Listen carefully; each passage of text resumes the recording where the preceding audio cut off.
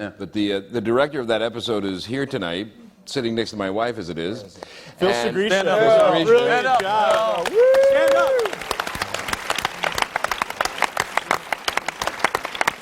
And when I looked at those dailies, and I called Phil, and I said, he said, how are they? How are they? Is, you know, because Kim can tell you, all those directors are so self-confident that we don't need constant approval or anything. And he said, I said, they're great, Phil, but what the hell are you doing? And he said, well, you know, they'll look at that and they'll give me all the rest of the stuff. So. We actually play a game with BSP, Broadcast Standards and Practice, where we cut the show and we cut it way too violent. So then they come in and they go, well, you have to take out 4 frames of that shot. And you go, oh, God, not 4 frames. Yes, 4 frames. So you take it out, but you always knew that you didn't need those 4 frames. So we kind of stacked the deck. Nice. Okay, there's a question over there in the corner, and there's one back there. Over there, too.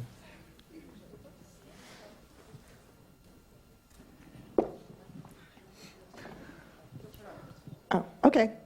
Well, we've had the question about what urban myths scare you, but for those of you who are actually on set regularly, has there ever been, you know, a blood splatter or that freaky scarecrow or anything that just really creeped you out just to be around on set, even though you knew it was plastic or, you know, Caro syrup or something?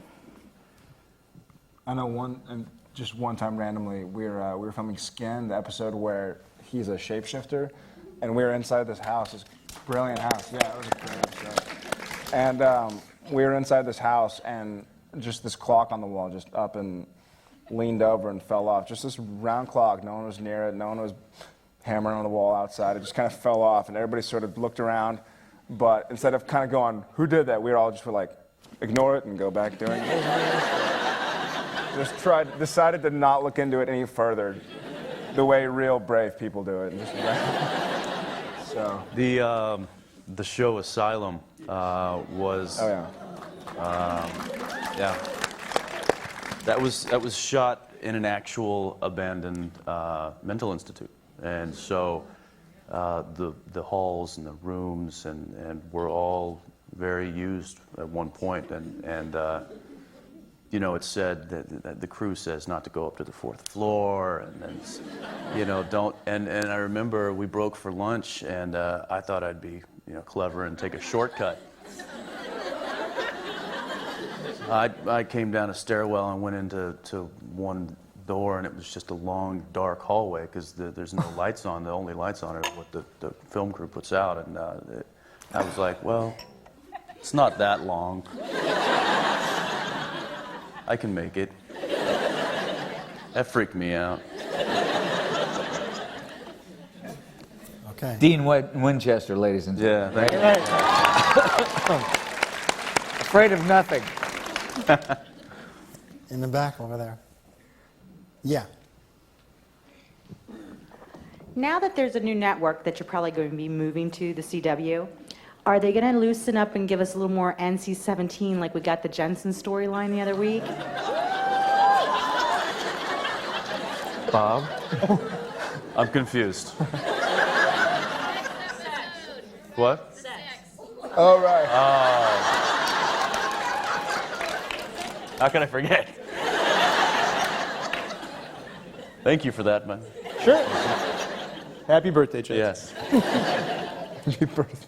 You know, I mean, CW is huge on full frontal male nudity, so I think there's a lot in store. Stay tuned. You know, I mean, we'll give them love interests and love stories as it's appropriate. We're gonna need it. Okay, well, take one there and one in the middle. Oh, geez.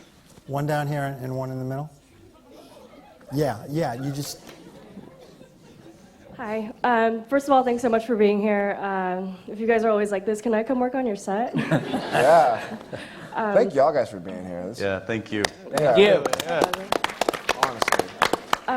So we came into this story when the boys are already adults, and I know there's a lot to explore in the future, but I was wondering about the past, because I know that there's a lot of speculation about what their childhood was like growing up, moving around, how much Miller time Dad was doing, and how Sam and Jess met, stuff like that. So I was just wondering if you were going to explore that aspect of their lives. We just, it's funny you say that, we just yesterday, actually, I think, I'm talking to Brett, who's at the network, I think you're getting a cut on Monday, of an episode that not only do the boys in present day, deal with a creature, but it's a creature they dealt with in the past, and there's extensive flashbacks to Sam and Dean and John as they're, as the boys were children and Dad, and you get to see an element of what their past was like, of what their childhood was like.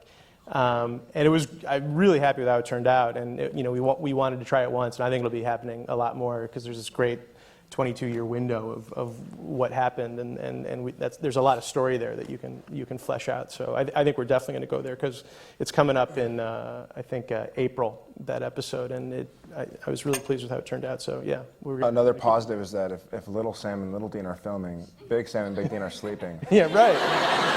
So there's that. So keep pushing. Yeah, keep pushing. Flashbacks. Very important. Okay. There was a question there in the middle. Dean always wears Oh, okay. Dean always wears a certain necklace. Does it mean anything? You gonna hang me out to dry on this one? Oh, yeah.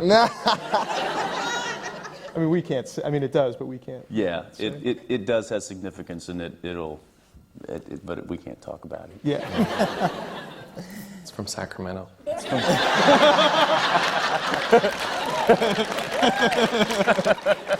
That's a great question, though, that you picked up on that necklace. So. Okay, I'm trying to spread them out. You got somebody back there? Okay, and then this woman down here in the red shirt. But go ahead in the back first. I thought I heard you guys mention on a show one time you guys do green screen, blue screen, that kind of thing for special effects. Has that gotten a lot easier for you to do and kind of, fake it? Yeah. And the second part to the question was when the DVD set comes out, are you guys going to have a lot of behind-the-scenes jokes? Because, yeah, this is funny.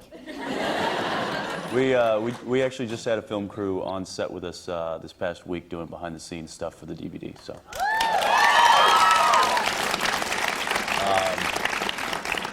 going back to your first question, the green screen and stuff, we do a lot of. I said doo. You said doo-doo.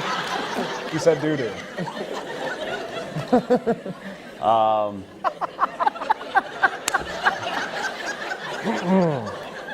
We do work a lot with Doo-doo. Jared, you can take this one.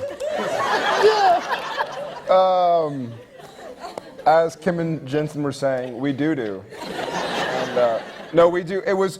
I guess it was a big learning process for everybody. Just it's a very interesting sort of task to be given to, especially these kind of crazy, either emotional sequences or these crazy physical sequences. When they're like, all right, now you're in the woods and it's dark and it's scary and you're hearing things. And then you look behind you, and there's just this big blue wall with tape, and a couple crew guys standing back there smoking cigarettes, and, cursing and showing off tattoos. And so it's. I think speaking for myself, I hope I've gotten more of a hang of it. And aside from just the actual green screen of it, we can just be in a normal set, and they're going to visual effects will then put in something like Phantom Traveler with the smoke that would come out of the vents and stuff like that. That's not something that we obviously see. So we have to pretend that it's there, and that there's no real green screen work going on there. But there's also an episode coming up that Kim directed called Shadows.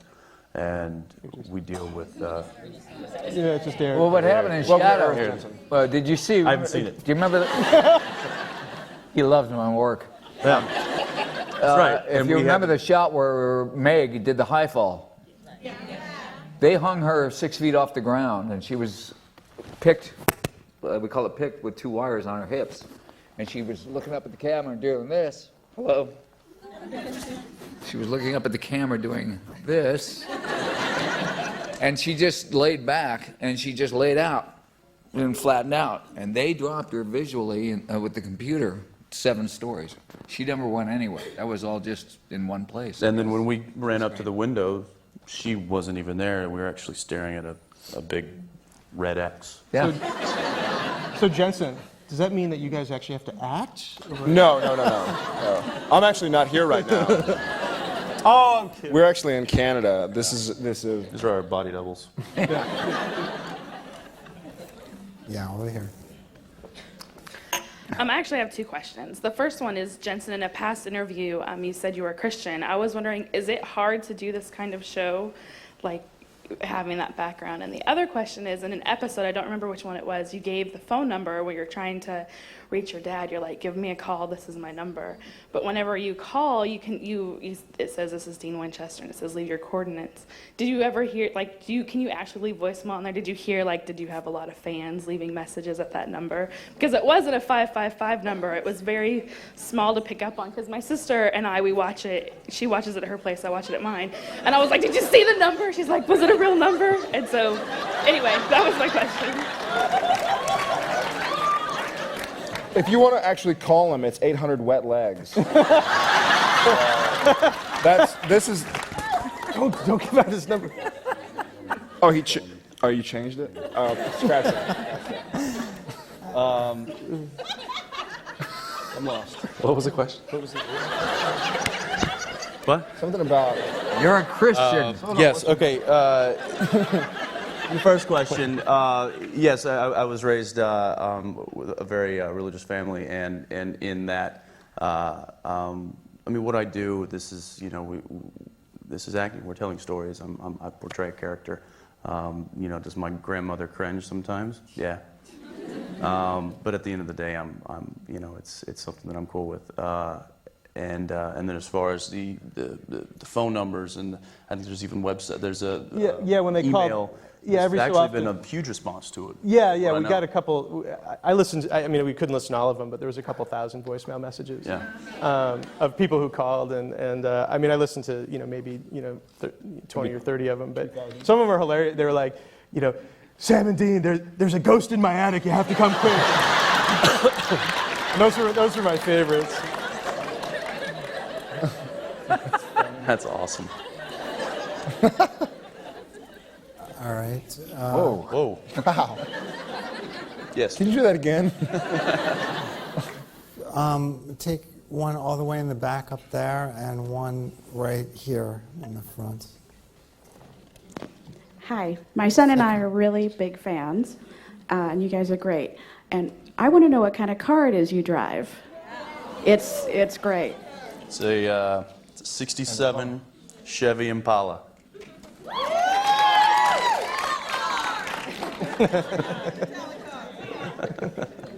They're going to sell well. Yeah. There it is. And we've got about... We've just bought our 5th one. 5th one. We got about 5 of them. Yeah. That's why you can't find them on eBay, because we're done. Yeah. We have them all. Right there. Okay, so let's talk about the music. Yes. Yes. All right. I grew up in the 70s. I grew up on the mullet rock. So, yeah, let's talk about where the inspiration came from with that. That was something that was really important to me coming into the show, coming into the pilot. I'm from a small town in Ohio, and this is the music I listened to, and I was a huge Zeppelin fan, and so when it came time to write the pilot and produce it, it was so important to me that it have that music and not have, all due respect to my beloved network, not have the music that's usually on that network. And it was so important to me. I was so rabid about it that in the original draft of the pilot, I even wrote in the script, I wrote cue music, and you can take your anemic alternative pop and shove it up your ass.